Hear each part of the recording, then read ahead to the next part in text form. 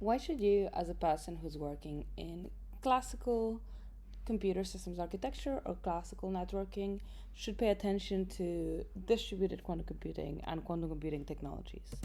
Well, scaling for quantum computing is basically a distributed systems and networking problem where the hardest unsolved problems are the kind of thing you're good at.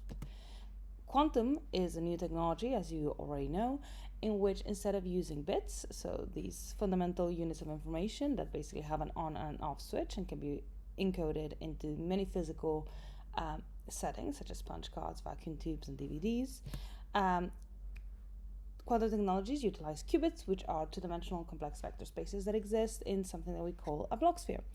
The way you can think of them is a qubit is in a state which is positioned somewhere along the sphere. So for instance here, depending on the position of the state with regards to the poles of the Bloch sphere, so wherever it's close to 0 or close to 1, it is more or less likely to collapse to 0 or collapse to 1 when it is observed.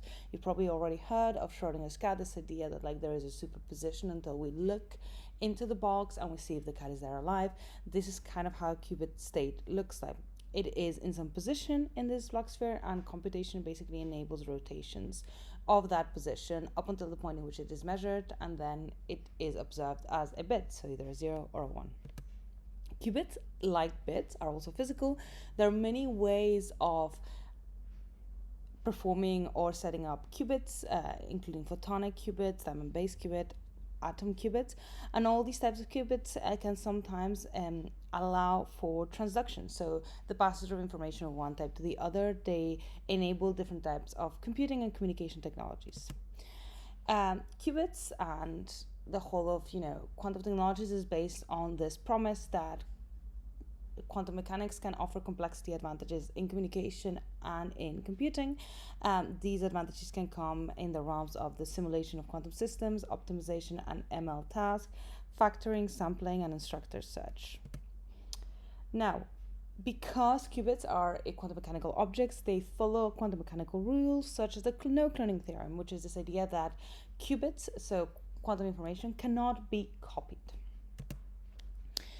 In quantum technologies, we're currently going through this big phase in which we're fighting basically the biggest obstacle that is between us and the enabling of this technology, which is the coherence or noise. This is why quite a lot of people talk about quantum computers as systems that do not work. The systems work. The issue we have right now is working with and around the noise, which is, and we expect to be, something that we will be able to manage.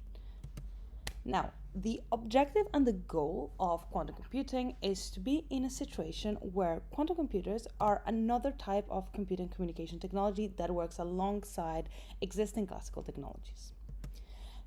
In order to achieve this, the point in which we get the advantage that we've been talking about, so the advantage in settings where we have, simulations of quantum mechanical systems that are larger than what classical machines can do, or factoring that is larger than what classical devices in top specs can do. We need things in a very high order of physical qubits. So physical qubits means just the raw qubits that can come in many forms, such as photonic, atoms, ion traps, etc. Not necessarily logical qubits, which in our world basically just means that they are noise free.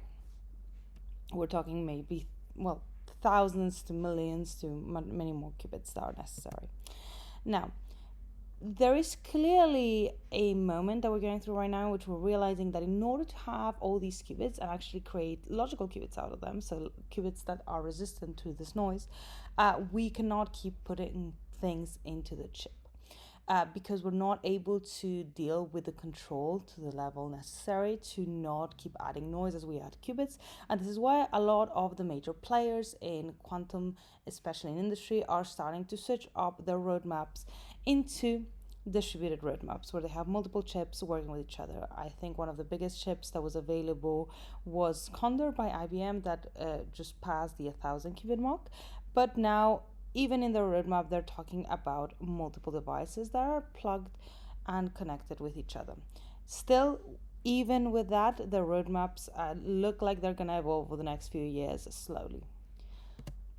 Now, what's currently happening and the stage that we're at, and the reason why we saw this little dip in IBM's roadmap was because they moved from their large monolithic devices into distributed systems. Distributed systems actually already exist in quantum computing. The thing is that they distribute quantum computing through classical channels.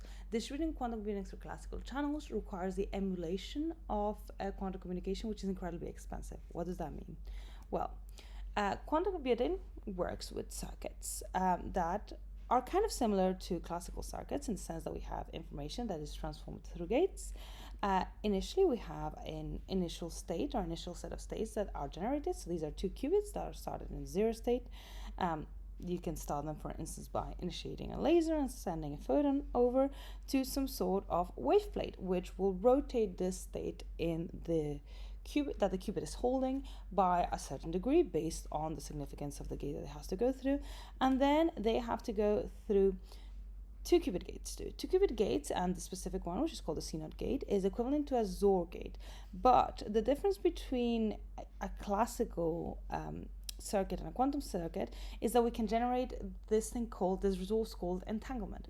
Entanglement is basically a correlation that doesn't allow us to separate two states once they're correlated. We cannot distinguish between either of them. This is a resource that can be pre-established between two players, so Alice and Bob.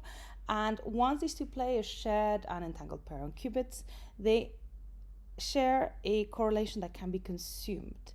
These correlations need to be consumed if we want to establish two qubit gates or multi-qubit gates between two players that are sharing a computation. This entanglement is what we need to emulate in classical systems, and this is incredibly expensive to emulate because entanglement is incredibly nice. It is also a very real thing that is currently it exists. There are quantum networks that are sharing entanglement at city levels. This is a screenshot from QNets and Cisco's New York Metropolitan Quantum Network announcement.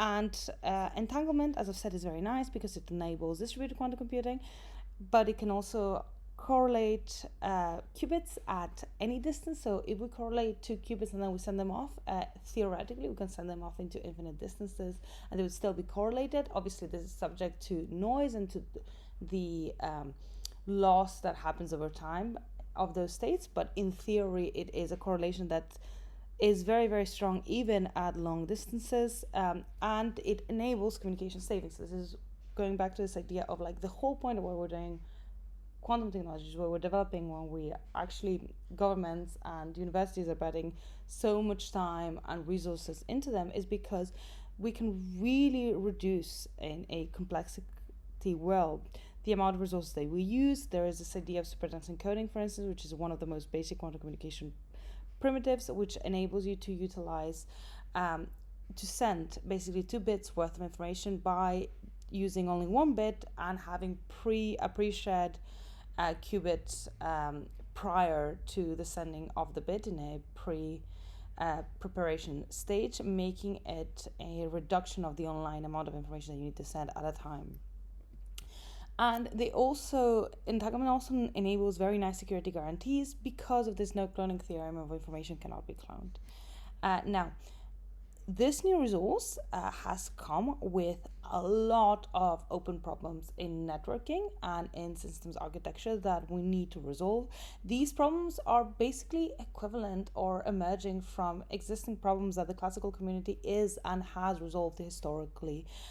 This comes from things like dealing with HPC integrations or routing, and there's a lot of crossover between what the community has already created in the classical world and what the quantum community needs, and the main difference between both is the existence of this new resource that we need to map into our architectures. Now, kind of similarly to the classical world, the final objective of quantum technologies, in essence, or at least in my opinion, especially quantum communications, is to enable or to create this quantum internet. The idea of the quantum internet is to have a network that comes from a provider that interconnects via quantum communications different types of technologies all around the world and enables people to pool their quantum resources together in order to achieve things like computations larger than what their individual devices would be able to do. There's already been satellite level demonstrations of quantum communications. This is something that is technically realizable, but we need help resolving all the architectural open problems in order to achieve this. I think for a lot of people in quantum, our perspective is that quantum technologies are an add-on into classical networks, into classical architectures, into classical channels that would really benefit the security and the complexity and the usage of these channels if the technology is sufficiently advanced, if we achieve things like a noise-free era. Again, I reiterate my main point is that scaling quantum computers is and continues to be a distributed systems and networking problem, and you as a community are exactly the type of people that we need to start getting excited about it and start working on it, because there's a lot still to do. And yeah, that's all. Thank you.